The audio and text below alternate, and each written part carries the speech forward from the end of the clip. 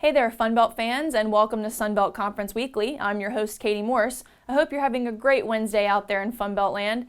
This time of year, it's hard to keep up with all the sports in the Sunbelt Conference, but don't sweat it. We've got it all covered right here in today's episode. So stay tuned for baseball, softball, track and field, and even some football. It's all right here on Sunbelt Conference Weekly. Springtime in the Sunbelt Conference means baseball, softball, and track and field, but it also means that football is just around the corner. Sunbelt teams across the country put their pads on once again to hit the gridiron for spring practice. Let's check it out. It's about strength of the unit. There are 9 units in football. There are 9 units. And 9 units have to be working in unison to have success to win games. Yeah. I've got a plan, and it's infallible. Yeah. A little bit more.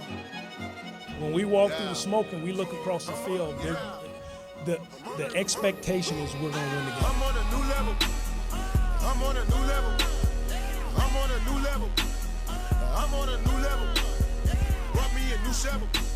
Chain with the new bezel. The only way you do that is to train at a competitive level.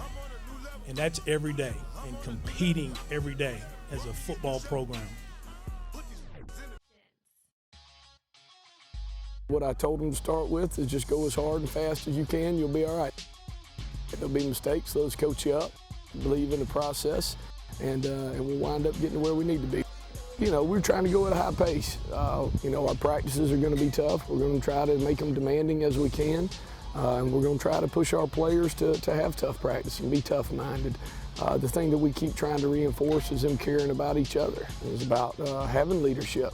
And a lot of times what happens to you when you do have tough practices, you actually get to see who those people are. And the guys that are tough, and the guys that can think, and the guys that can motivate and make the other players better around them, they rise to the top.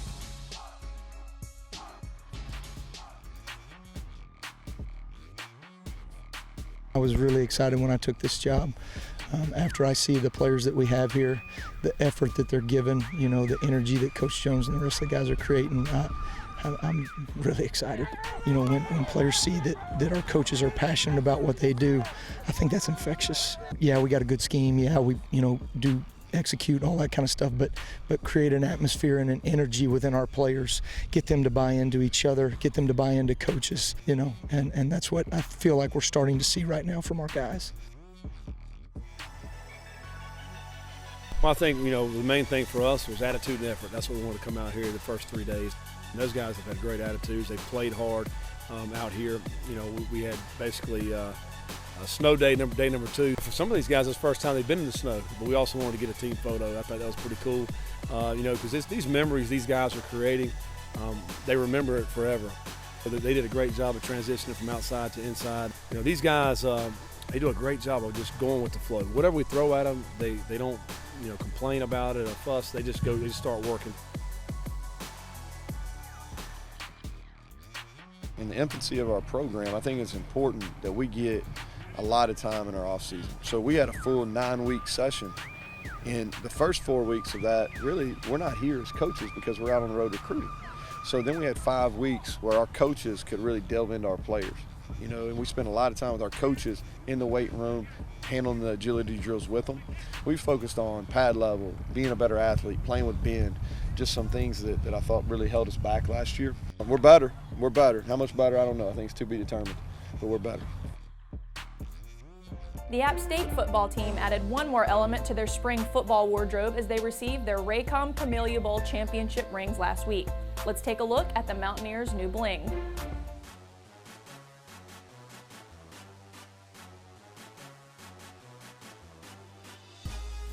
App State football coaches and student athletes received their 2015 Raycom Media Camellia Bowl championship rings last week at the App Athletic Center.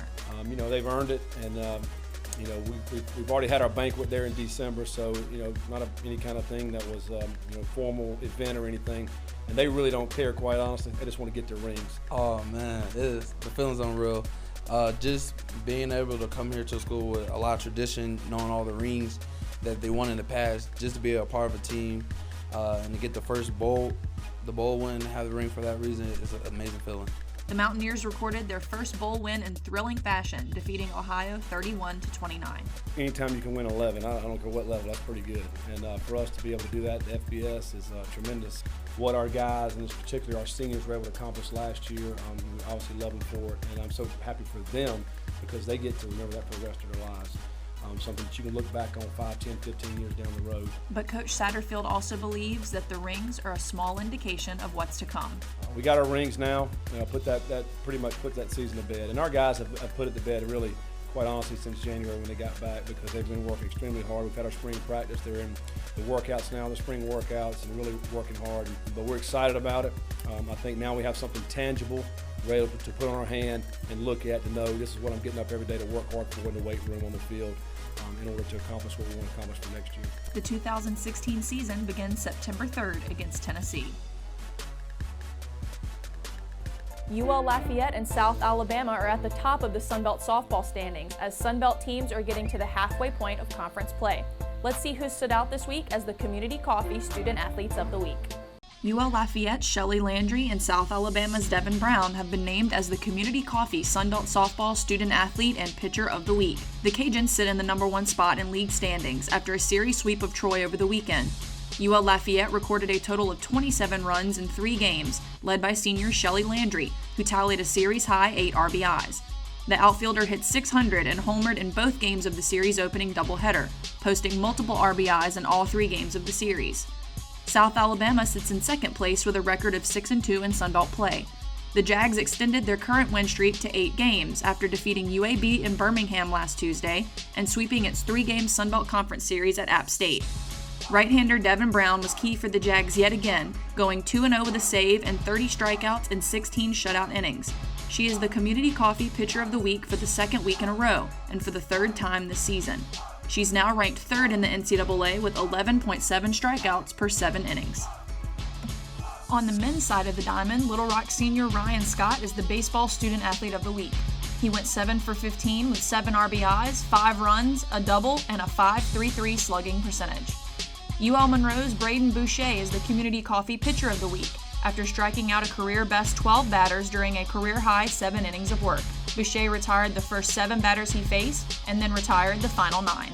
Outdoor track and field finds Sun Belt student athletes scattered across the country at this time of year, and Arkansas State is hitting the road at 4 different events this weekend. Let's catch up with the Red Wolves.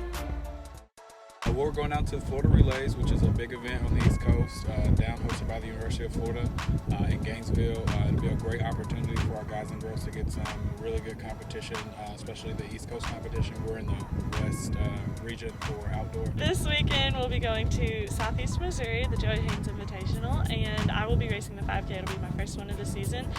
This week we're just doing some high mileage, but then cutting it back towards the end of the week just to prep for and get ready for the race. Today we'll be doing an interval workout on the track to get ready. But this will give them some opportunities to kind of compete against some people they don't see often until the national championships. The Sun Belt Conference puts on 17 championship events each year, but have you ever wondered what goes on behind the scenes of one? Troy senior Whitney Hartzell gives us an exclusive behind-the-scenes look at the 2016 Men's and Women's Basketball Championship. Have you ever wondered what goes into creating the fan experience for a Sun Belt Conference Basketball Championship? There are a lot of moving parts in an event like this, and we're going to take a look from the outside in. The 2016 Sun Belt Conference Basketball Championships were held at the Lakefront Arena near the heart of the Big Easy. Built in 1983, the arena seats 10,000 and was the ideal venue for this event. Fans had access to concessions, merchandise, and fan participation during media timeouts to keep everything lively and fun. Brandy and Stephanie Aldred experienced the championship for the first time and told us what they had observed so far. This is our first time to get to come down to the tournament and see our guys play, and it's been a lot of fun.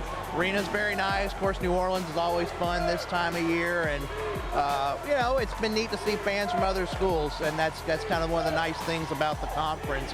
Fans from all over the Sun Belt Conference region came out to support their team on the court as they battled it out for the title of the Sun Belt Conference champion. From as far west as Arlington, Texas to as close as Lafayette, Louisiana, fans repped their school colors and chanted their fight songs. To assist in cheering for their schools, mascots, cheer squads, and pep bands were in attendance for all of the action. Pep band member Brandon Lindsay tells us why the band experience is the best experience.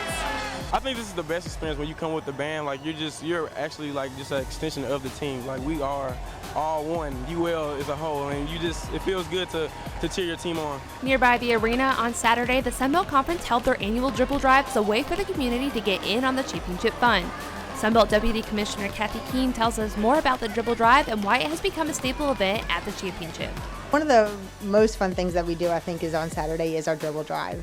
It's with the local community, and it's really grown every year that we've done it. This is our 7th year in a row, something that we started back in Hot Springs there, a couple years ago.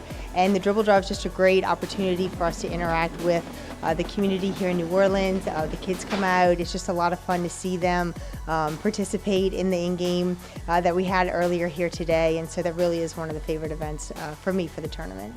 New Orleans native Kim Mitchell says she has enjoyed seeing her child get involved and have fun during this event. I think this is a very good event to get the kids involved and riled up and excited about basketball. Behind the scenes, there are many people that bring the action to you live from the court in case you couldn't see it for yourself. Personnel who man the controls for the television and in-house broadcast, photographers, courtside cameramen, television broadcasters, and more are all a part of the special team that help bring the game to life. Sunbelt Associate Commissioner Dominic Giambroni, who oversees championships, tells us more about this special team.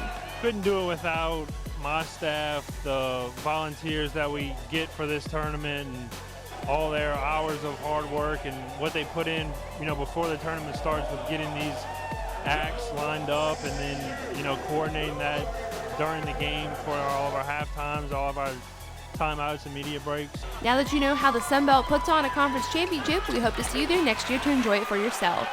For the Sunbelt Rise program, I'm Whitney Hartzell. Raging Cajuns women's basketball concluded their historic season with a championship win at the WBI tournament.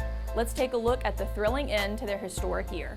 The 2016 Raging Cajun women's basketball team put a bow on one of the program's most successful seasons with a thrilling 87-85 double overtime win over Weber State to capture the WBI tournament championship for the second straight season. Senior guard Kiki Veal led all scorers with 32 points to cap off a superb 4-year career at Louisiana Lafayette. Veal, Kia Wilridge, and Simone Fields were all named to the WBI All-Tournament team following the win. The Cajuns finished the season with a 25-10 record, tying the program record for most wins in a single season. And that'll just about wrap up this edition of Sunbelt Conference Weekly. Be sure to keep up with all the fun in the Fun Belt and follow us on Facebook, Instagram, and Twitter. And be sure to get your tickets for the 2016 Spring Championships. Just go to sunbeltsports.org. For all of us here at the Sunbelt Conference, I'm Kati Morse. Thanks for watching.